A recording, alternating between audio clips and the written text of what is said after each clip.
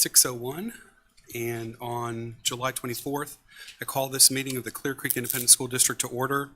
Let the record show that a quorum of board members is present and that this meeting has been duly called and that its notice has been posted in accordance with Texas Open Meetings Act, Texas Government Code, Chapter 551. And the first item on the agenda is closed session. The board will now move to closed session as authorized by the Texas Open Meetings Act, Texas Government Code, Section 551.001, concerning purposes permitted by the Act, including 551.071, consultation with attorney, 551.072, deliberation regarding real property, 551.074, deliberate the appointment, employment, evaluation, reassignments, duties, discipline, or dismissal of a public employee, or to hear a complaint or charge against an employee. And the time is now 6:02, and we'll go into closed session.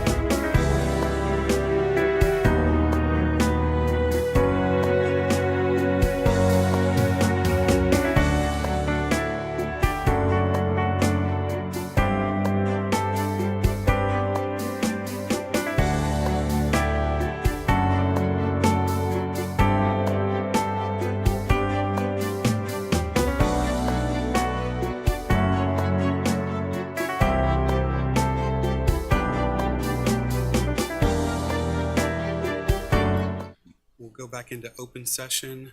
The first item on the agenda is Pledge of Allegiance. All right, and as we stand, I'd like to ask if Miss Bailey, Mr. Boatman, and Mr. Steinhoff are here. Would y'all join me in saying the pledges, please? Karen, have this young man come. Please. Mr. Bailey. Yes. Come on, baby. Yeah, We can you sing. got it. Go We ahead. can do it all together. Go All ahead. together. 1, 1, 2, 2, 3. I pledge allegiance to the flag of the United States of America and to the republic of which it stands, one nation under God, indivisible, with liberty and justice for all. Honor the Texas flag. I pledge allegiance to thee, Texas, one state under God, one and indivisible. And please remain standing for a moment of silence.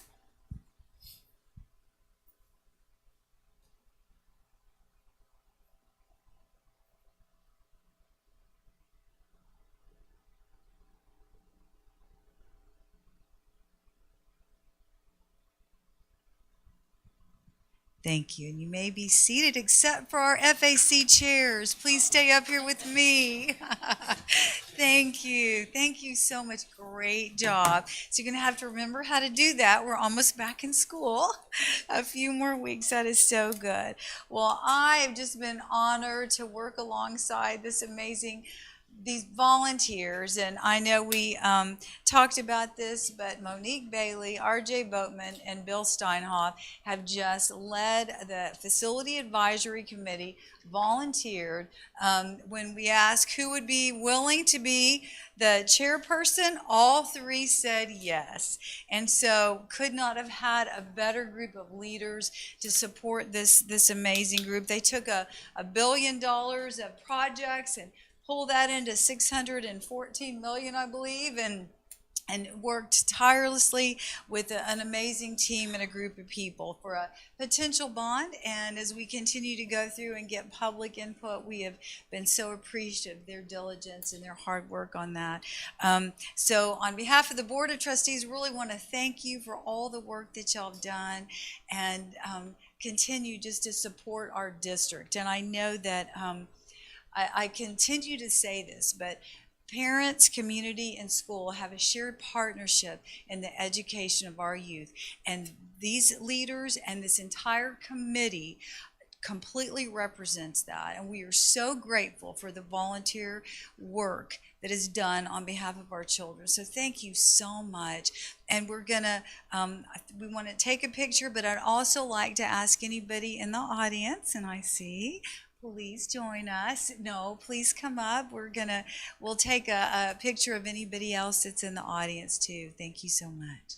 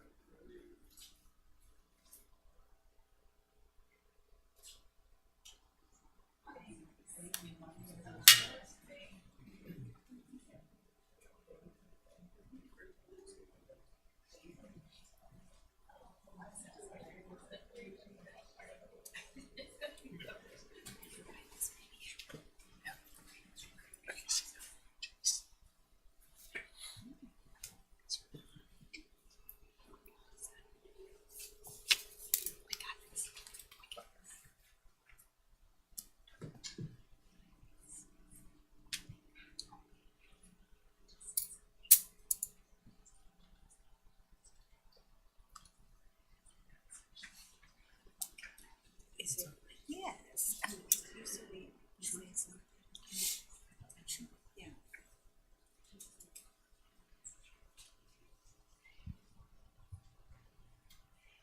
We appreciate this committee and just wanted to, a lot of times we have people share a little bit, and Miss Bailey wanted to share one thing.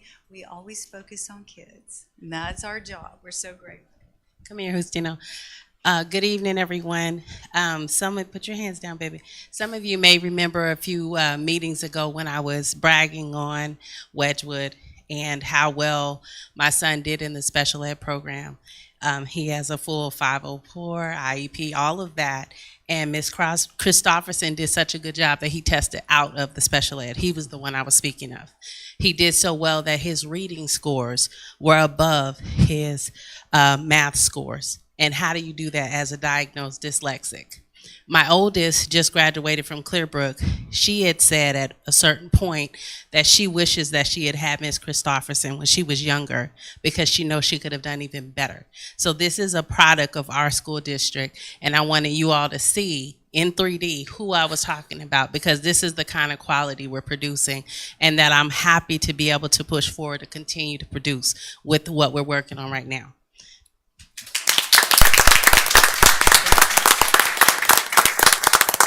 Thank you. It's a great way to get us ready to go back to school. We're excited.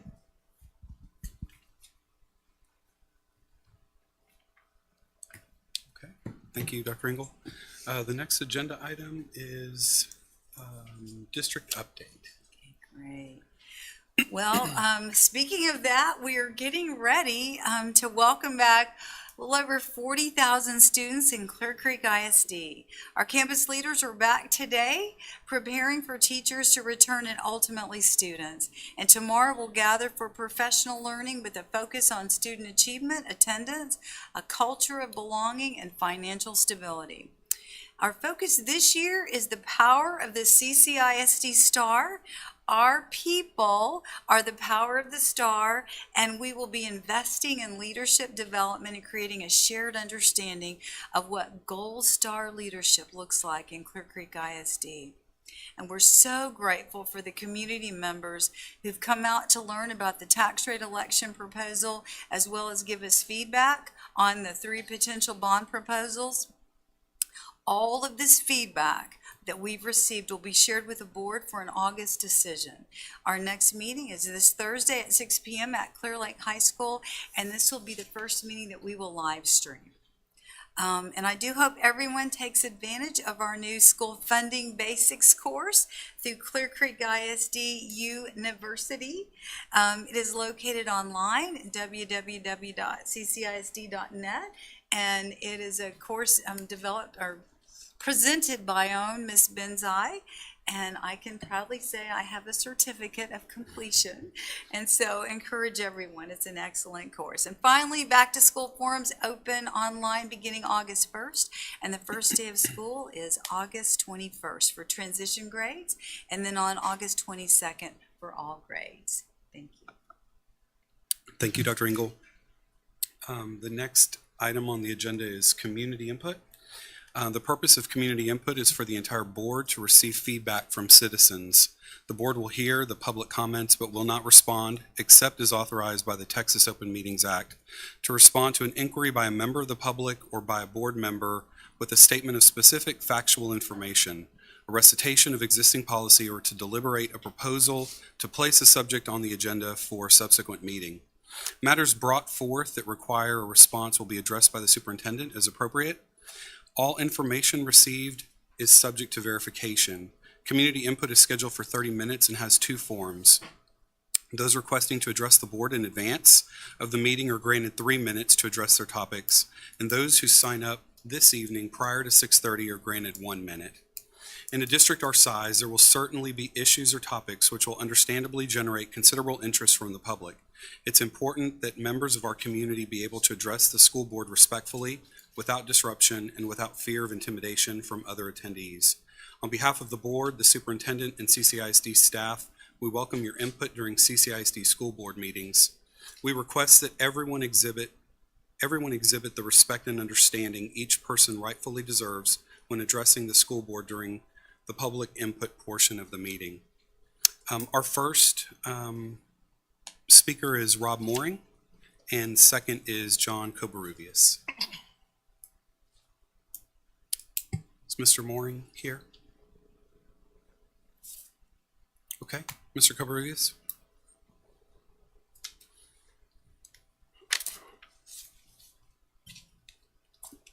Good evening and welcome, Mr. McKay. I've spoken in the past about campaign financing, especially when it comes to CCISD. As you know, here in the state of Texas and CCISD, where we run under the laws of the state, there's unlimited contributions, unlimited self-funding, unlimited loans. You could get money from anybody, anywhere across the state. Unfortunately, here in the 2023 election, we had a PAC called the Defend Liberty PAC, Defend Texas Liberty PAC. And this organization raised about $15 million just since 2020 and $3.5 million in the last 2 weeks. And they have financed a number of candidates, including a primary challenge to Governor Abbott. They donated significant amount of money to State Representative Brian Slayton, who after 100 years was the first person to be removed from the House because he had sex with a 19-year-old intern. They also donated quite a bit of money to Representative Tinderholt. Now, Tinderholt has been married 5 times, and he's like the head of the Sanctity of Marriage organization. So it's very odd. They've also donated $3 million to Dan Patrick. Dan Patrick is overseeing the impeachment proceedings of Ken Paxton, which seems unreal that they're doing this. But here in CCISD, they donated $5,000 to Mr. Lozon, and and also another $5,000 to Glencore Rogers, who returned the money, which was very, very, very good. I think that was appropriate. But this is the kind of people who are coming into our district and flooding the district with money. Now, $10,000 for CCISD election is not a whole lot, until you're running against somebody who should be running raising about a couple of $1,000s. Now, Mr. Lozon, majority of his money came from this one PAC. And so this is the kind of influence that it's coming here, which is, and it's really disturbing, because I've looked through these financial reports and I can't find any other any other ISD that this organization has donated to. It's just this one. And I can't figure out why are they picking on this particular district. Unfortunately, I think it's going to happen again. You just should be aware of it. And I hope that the news media will continue to look at this, because I don't think this is right for our community. Thank you. Thank you. Next speaker is Jackie Rasco.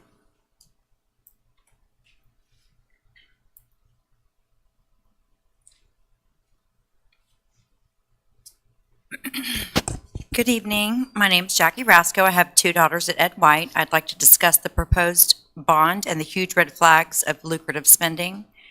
After reviewing what is in this bond, I see a lot of wants and not needs. I also see an excessive amount of spending. I mean, some of these numbers are just astronomical. Many of these items in this bond are maintenance. I don't understand why the district doesn't have an annual fund set aside for this. Who is responsible for this? $1.1 million and sealant in 10 schools. That's $100,000 of caulk at each school. $300,000 to replace smoke detectors at Clear Creek High School. Even if there were 300 smoke detectors, which I believe that's a lot, that's $1,000 per smoke detector. Almost $1 million for water fountains at 5 schools. I did the math based on population. These schools should have about 10 or 11 in each. Even if they had 20, that's still $9,400 for each water fountain. $4.3 million for new clocks in 17 schools. If you put 100 clocks in 17 schools, and that's a lot, that averages out about $2,500 per clock. I don't know what's wrong with the old clocks, and I don't know how you can justify these kinds of costs. This is massive overspending, and I think these proposals need to be reviewed and seriously have the fat cut out. As it stands now, I will vote a hard no for this bond. I'd also like to talk about the hiring of the trans teacher whose social media account screams activist. This is an elementary school special education teacher whose agenda is clearly to pressure for change in school policy on their transgender beliefs. I understand this person will not be working at Ed White, but I heard they have been hired at Whitcomb Elementary. Let me remind you what this person says about a child who may think they're trans, and I quote, especially, don't tell their parents. The full interview is on YouTube. How can you allow a person like this to be around our impressionable children? You do background checks on parents. Why would you not check potential hires' social media pages? They will tell you a lot more than a resume. It's the district's due diligence to vet these individuals. Please do not let this person be around our children. And moving forward, please do better in hiring. On my way here, I was told elementary teachers are buying personal pronoun badges. These are their badge buddies. I am beyond myself. This has got to be against the district policy. It's really sad of what will become of the next generation of kids with so much confusion put upon them. Moral confusion, sexual confusion, and gender confusion. This is so unnecessary. Please stop talking about sex or sexual preference, especially at the elementary level, and let's get back to academics. Thank you for your time. Thank you, Ms. Ruxka. And our final speaker is Larissa Ramirez.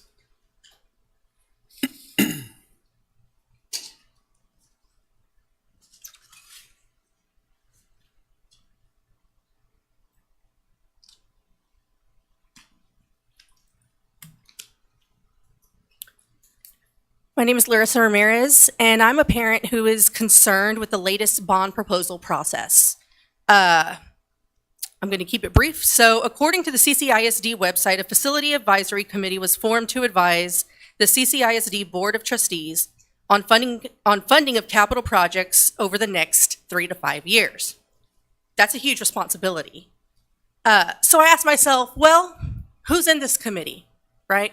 And I said, who is exactly responsible of advising you guys that we elected as our Board of Trustees and letting you guys know, hey, this is where funding is going and how it's going to be allocated. And when I look at the member roster online, I find that there are 36 members that are handpicked by the board and by the superintendent. Okay.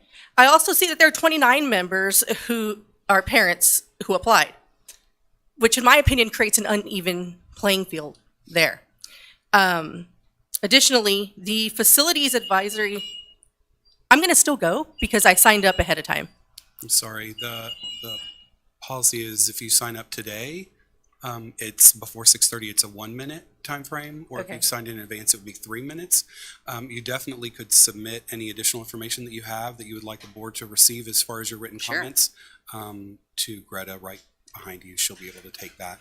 But Yeah, thank you. okay. So the Facilities Advisory Committee, the co-chair, is in cahoots with several different Ma'am, thank you, thank you, thank you. related businesses. Next item on the agenda is our consent agenda. Is there anyone that would like to pull any items?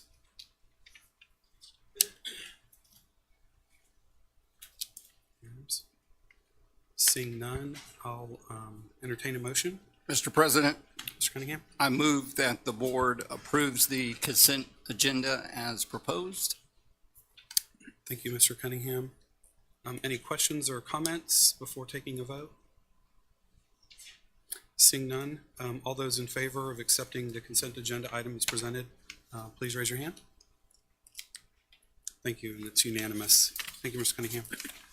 Next item on the agenda is consider approval of the 2023-2024 district compensation plan. Yeah, Ms. Benzai, as she's coming forward, will present our recommendation for the district's 2023-24 compensation plan, which includes professional, administrative, and non-exempt personnel. She will also present a recommendation for stipends and market adjustments for a few identified positions to improve recruitment and retention.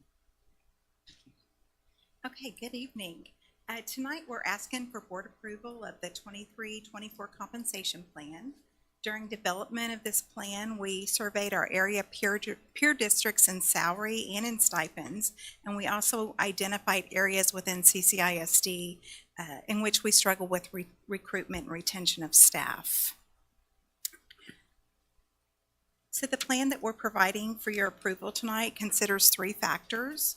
The first is the board's budget priority of administering competitive salaries, stipends, and benefits for all employees.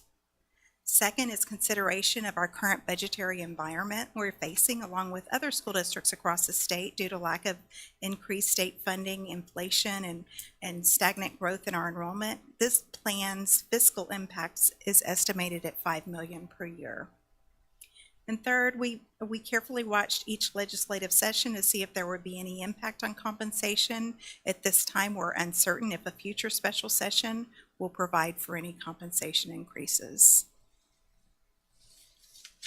So for our compensation plan, we're considering, this includes the following items: a 1% increase for teachers, professionals, and administration, a 2% increase for non-exempt staff, the 23-24 stipend schedule, which I'll go over that in a bit, and targeted market adjustments to certain positions. So a look back at our history for compensation and benefits going back about 6 years. You'll see that our compensation increases have ranged from a low of 1% to a high of 4.25% for teachers, and anywhere from 1 to 3.5% for other employees. The teacher step increases, of which approximately 500 teachers fall on each year, have ranged anywhere from 4.8 to a high of 9.49%. I'm also providing the increases that we've provided to our contributions with TRS Active Care Health Insurance Program. This will mark the 2nd year. We have not made any adjustments to these contributions, but you'll recall that last year the health insurance premiums actually declined, and we passed those savings on to our employees. I provided this information at the last workshop when we talked about compensation, but I wanted to go over it again. We always watch closely what our peers are doing with their teacher salaries, and this year's been unique because many districts have been holding off on setting up their compensation plan pending legislative action. In taking a look at our Region 4 salary survey, you can see we've remained competitive with our peers. The green numbers represent salaries that are under Clear Creek ISD, and the red salaries represent districts that pay more than CCISD. So if you look at our 15 and 20-year salaries, they are especially competitive, sitting at anywhere from $1,300 to $2,300 above the median salary. We remain very close to the market median in the beginning years of experience, 0 to 10 years of experience range. We also went a little further this year. We looked at our area school districts that are bumping up right next to Clear Creek geographically, and you'll see that our teacher salaries are above the median in all levels of experience here as well. So this is very small on the screen. I apologize for that. But this actually represents our proposed teacher salary schedule with a 1% increase. So that starting teacher salary will be at $60,600. About 500, as I mentioned, of our 3,000 teachers will reach that milestone step of 5, 10, 15, 20, 25, 30, and 35 years with a total compensation increase of between 4.8 and 5.9% this year. Also say I believe reflect up to 35 years of experience every year I watch. I believe we have one teacher that's all the way up at 55 years of experience. But she retired. She retired. I think there were 2. I think there's still There was another one. still one more. So yeah. In looking at our stipends and market adjustments, this year we performed a comprehensive review of stipends. Stipends are utilized to compensate various district staff for either additional duties or for having a certain skill set or certification. And during this review, we identified several areas that we've fallen behind in the market, totaling over $500,000. We worked to prioritize our needs based on areas that are hard to recruit and retain staff. We plan to have a multi-year approach to bringing our stipends up to market in light of our current budget constraints. There's some athletic stipends recommended for adjustments, as well as bilingual stipends. Bilingual stipends are currently at $3,000, and we're recommending a $500 annual increase in that. In addition, we've identified certain groups of staff that we've struggled with recruitment and retention this year. Auxiliary staff listed here is first. Our pay scales have become compressed over the years, and we have a plan to make modifications to those pay scales so we can recognize the value that our experienced staff have within those positions. We're also recommending adjustments to our transportation mechanical staff and some manager positions within child nutrition as well as speech language pathologists. These are all areas that we've recently struggled with hiring in. And finally, we'll continue with our school administration pay plan, which provides for adjustments based on experience levels. As a reminder, 2 areas that will impact our employees this coming year on the deduction side of their pay. The first we spoke about is TRS Active Care. We have just over 3,000 employees covered by Active Care, and you can see the impact of the health and premium increases on those. Now, most of the employees will see a $444 increase in their premiums, but others with children, spouses, or family coverage will increase as well. Our employees are also required to contribute 0.25% of their salary towards their TRS retirement as well, for an additional 0.25%. So to summarize the total cost of the compensation plan, it's just over $5 million. Part of these funds will be funded from the Child Nutrition Fund for the staff that's funded through that program, which is about $350,000, and the general fund will pick up the remainder of the cost. So that summarizes our presentation. We are recommending approval of this compensation plan tonight, and I will be happy to answer any questions. Thank you, Ms. Benzai. Any questions of the board?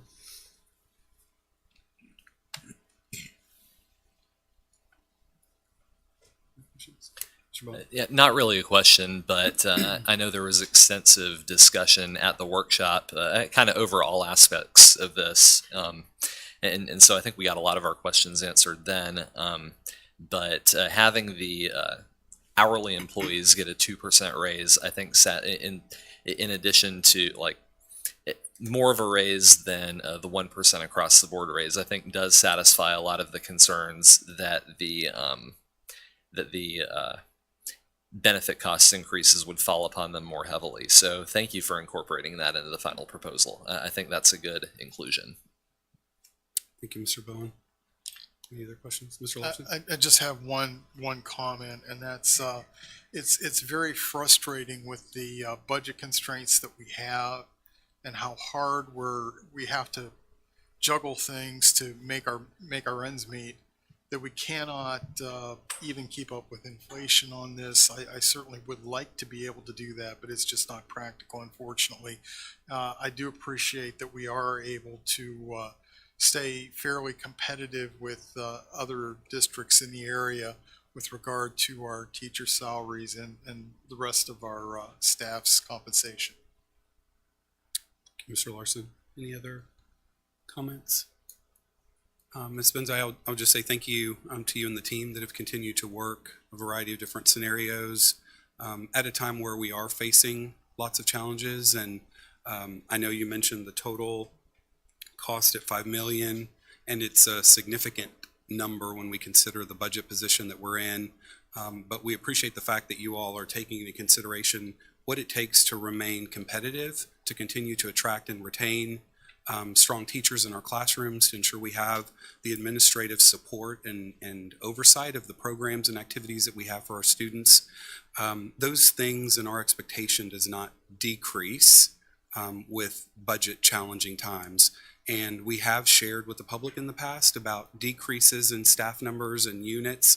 And just as a reminder, those things continue to happen as we consider the student enrollment and the decrease that we've had over the last couple of years.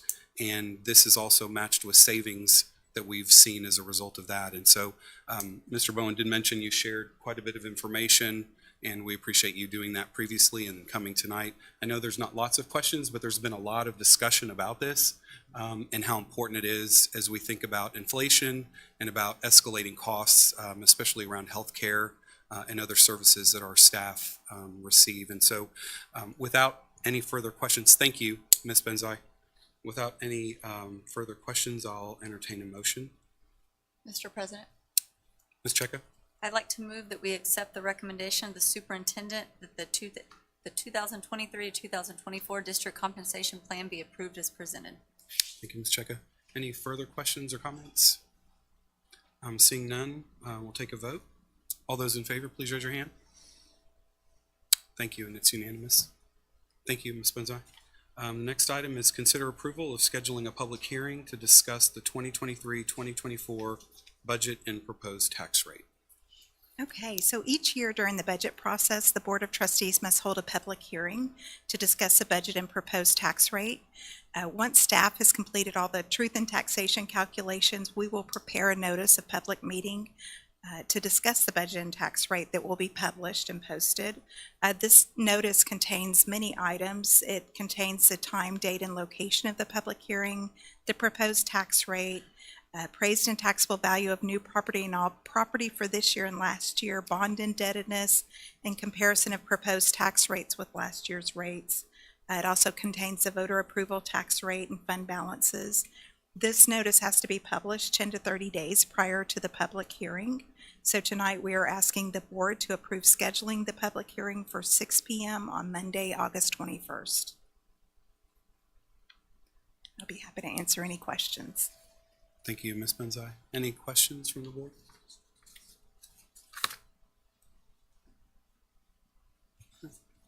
Okay, seeing none, thank you, Ms. Benzai. All those in favor, if you'll please, I'm sorry? Mr. Yes, President. Mr. Rowe? Yeah. I move that we accept Oh, the I'm sorry. recommendation of the superintendent that the Board of Trustees schedule a public hearing to be held August 21st, 2023 at 6:00 p.m. to discuss the budget and the tax rate. Thank you, Mr. Bowen. Thank you very much. Any questions or comments before taking a vote? All those in favor, please raise your hand. And it passes unanimous. Thank you. Thank you, Mr. Bowen. Thank you, Ms. Benzai. And with no other agenda items, we'll adjourn this meeting at 7:49 p.m. See, I told you. I told you. Okay. did. You did. Okay.